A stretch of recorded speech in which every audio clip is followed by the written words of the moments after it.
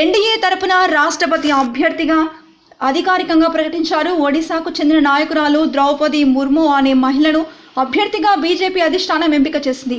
ద్రౌపది ముర్ము గిరిజన సామాజిక వర్గానికి చెందినవారు. ఇలా షెడ్యూల్ తెగలకు చెందిన వ్యక్తిని రాష్ట్రపతి అభ్యర్థిగా ప్రకటించడం ఇదే తొలిసారి.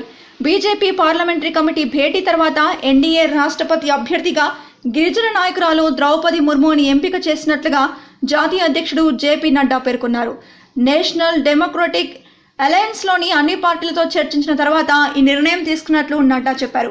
అయితే ఆదివాసీ మహిళ అయిన ద్రౌపది ముర్ము ఒక టీచర్ స్థాయి నుంచి రాష్ట్రపతి అభ్యర్థిత్వం వరకు ఎదిగిన తీరు ఎంతో స్ఫూర్తిదాయకం. ఇప్పటి వరకు రాష్ట్రపతిగా పనిచేసే అవకాశం గిరిజన వర్గాల వారికి లభించలేదు. 64 ఏళ్ల ద్రౌపది ముర్ము ఒడిశాలోని మయూర్ భంజ్ జిల్లా బైడపోసి గ్రామంలో 1958 జూన్ 20న జన్మించారు. ఆమె తండ్రి పేరు బిరంచి నారాయణ్ తుడు. ద్రౌపది ముర్ము భర్త పేరు శ్యామ్ చరణ్ ముర్ము. ముర్ము దంపతులకు 2 కొడుకులు, కూతురు ఉన్నారు. భువనేశ్వర్లోని రమాదేవి మహిళా కాలేజ్ నుంచి BA చదివారు. ఆ తర్వాత టీచర్గా తన కెరీర్ను ఆమె ప్రారంభించారు.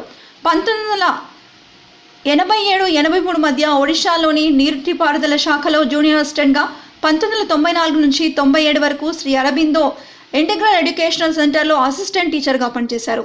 1997లో ఆమె రాజకీయ ప్రవేశం చేశారు. 1997 ఏడాదిలో బీజేపీలో చేరిన ద్రౌపది ముర్ము అదే ఏడాదితో కౌన్సిలర్ అయ్యారు. తర్వాత 2000 ఏడాదిలో రాయరంగపూర్ అసెంబ్లీ నియోజకవర్గం నుంచి ఎమ్మెల్యేగా గెలిచారు. ఆ టర్మ్లోనే ఆమెను మంత్రి పదవి వరించింది. 2000 వరకు ఒడిశాలో రవాణా వాణిజ్య మంత్రి అయ్యారు. బిజు జనతాదళ్ బీజేపీ సంకీర్ణ ప్రభుత్వంలో ఆమె పనిచేశారు. 2002 నుంచి 2004 మే వరకు మత్స్య జంతు వనరుల అభివృద్ధి శాఖ మంత్రిగా పనిచేశారు. 2004లో మళ్ళీ ఎమ్మెల్యే అయ్యారు.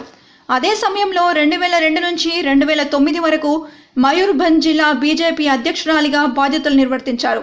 2006 నుంచి 2009 వరకు ఒడిశా ఎస్టీ మోర్చా అధ్యక్షురాలిగాను ఉన్నారు. 2010లో మళ్ళీ మయూర్భంజ్ జిల్లా అధ్యక్షురాలు అయ్యారు. మళ్ళీ 2012 నుంచి 2015 వరకు మయూర్భంజ్ జిల్లా అధ్యక్షురాలిగా పనిచేశారు. 2015లో జార్ఖండ్ రాష్ట్రానికి గవర్నర్గా ఎంపికయ్యారు. ద్రౌపది ముర్ము తన భర్త 2 కుమారులను ఓ ప్రమాదంలో కోల్పోయారు. జూన్ 25న ద్రౌపది ముర్ము రాష్ట్రపతి అభ్యర్థిగా నామినేషన్ వేనున్నారు. ఈ ఎన్నికల్లో గెలిస్తే రాజ్యాంగబద్ధంగా దేశంలోని అత్యున్నత పదవికి ఎన్నికయ్యే తొలి ఆదివాసీ గిరిజన మహిళగా ద్రౌపది ముర్ము చరిత్ర లిఖించనున్నారు.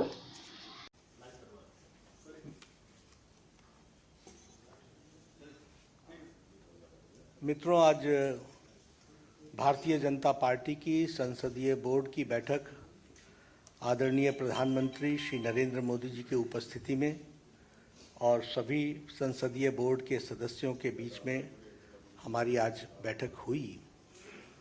और हम सब लोग जानते हैं कि 15 जून को राष्ट्रपति के चुनाव की अधिसूचना जारी हुई थी और उसी समय ये अधिकृत किया गया था पार्टी की ओर से कि हमारे वरिष्ठ नेता भारत के रक्षा मंत्री श्री राजनाथ सिंह जी और मैं पार्टी के अध्यक्ष के रूप में विभिन्न घटक दलों से और हमारे जो यूपीए के पार्टियां हैं उनके नेता, उनके साथ हम बातचीत करें और बातचीत करके राष्ट्रपति के चुनाव के लिए सर्वसम्मति बनाते हुए हम आगे बढ़ें। हमारे आदरणीय राजनाथ जी ने यूपीए के घटक दलों के नेताओं के साथ बातचीत की, कुछ के साथ उन्होंने बातचीत की, कुछ के साथ हमने बातचीत की। बातचीत का दौर चलता रहा, लेकिन कोई सर्वसम्मति पर आने की बात हो नहीं पाई और नामों की चर्चा के बारे में भी कोई सर्वसम्मति नहीं हो पाई। और आज हम जानते हैं कि यूपीए ने अपना राष्ट्रपति का प्रत्याशी घोषित कर दिया है। इसलिए आज की बैठक में हम सब लोग जो संसदीय बोर्ड के सदस्य थे, सब इस मत के आए कि भारतीय जनता पार्टी एनडीए अपने सभी घटक दलों के साथ बातचीत करते हुए हम राष्ट्रपति चुनाव में अपना प्रत्याशी घोषित करें, क्योंकि यूपीए ने घोषित कर दिया। हम चाहते थे कि सर्वसम्मति से कैंडिडेट आए, क्योंकि राष्ट्रपति का चुनाव सर्वसम्मति से होता है तो अच्छा रहता है।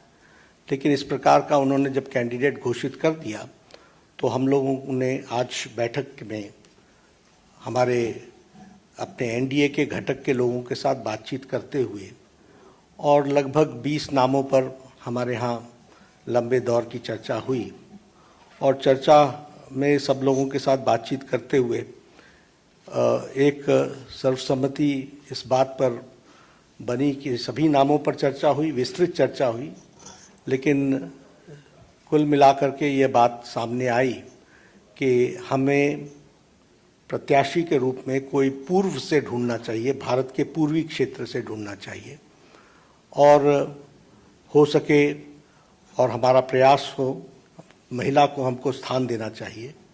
और आज तक कोई आदिवासी ट्राइबल प्रत्याशी राष्ट्रपति के रूप में नहीं आया है, इसलिए हमें ट्राइबल पर और पहली बार कोई ट्राइबल को भारतीय एनडीए की तरफ से हम कैंडिडेट बना सकेंगे ऐसा संसदीय बोर्ड, पार्लियामेंट्री बोर्ड का मत था और इसलिए श्रीमती द्रौपदी मुर्मू इनको राष्ट्रपति का प्रत्याशी घोषित किया गया है एनडीए की तरफ से।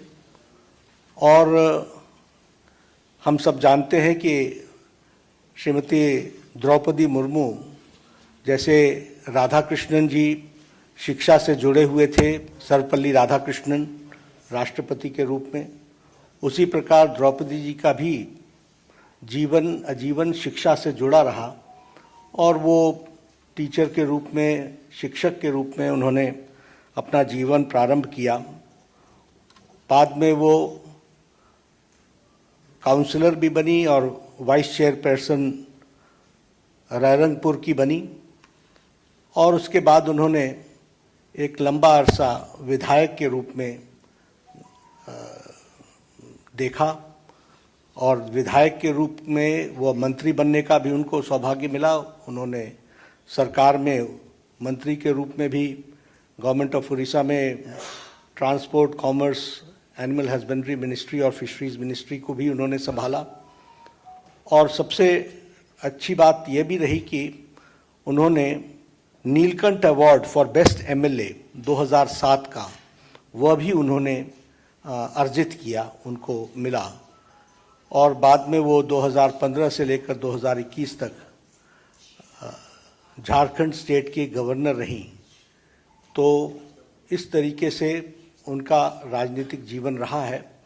एक बहुत ही संवेदनशील महिला नेत्री जिन्होंने शिक्षा से अपने आप को जोड़ करके जीवन में आगे बढ़े और जो जो जिम्मेवारियां उनको दी गई उन्होंने बहुत उत्तम तरीके से उसको निभाया है।